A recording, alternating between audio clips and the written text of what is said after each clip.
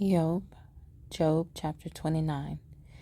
And Iyob again took up his discourse and said, Oh, that I were as in months past, as in the days when Eloah protected me, when his lamp shone on my head, when I walked in the dark by his light, as I was in the days of my autumn, when the intimacy of Eloah was on my tent, when the Almighty was still with me, when my children were around me, when my steps were bathed with cream, and the rock poured out rivers of oil for me, when I went out to the gate by the city to take my seat in the open square.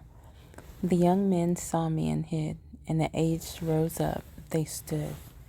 Rulers held back their words and laid a hand on their mouth. The voice of leaders was hushed, and their tongue clung to the roof of their mouth. For when the ear heard, it blessed me, and when the eye saw, it gave witness of me, because I rescued the poor who cried out, and the fatherless who had no helper. The blessing of the perishing one would come upon me, and I made the widow's heart sing for joy. I put on righteousness, and it robed me. Right ruling was my cloak and turban. I was eyes to the blind, and I was feet to the lame. I was a father to the poor, and I investigated the case which I did not know.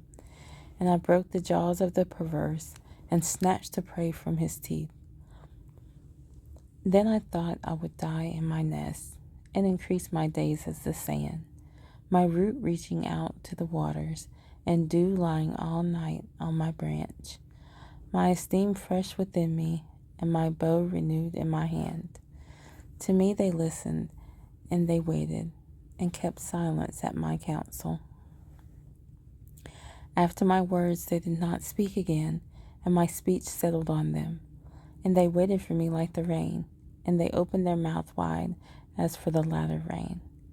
I smiled at those who did not believe, and the light of my face they did not dim. I chose the way for them, and sat as chief, and I dwelt like a sovereign in the army, like one who comforts mourners.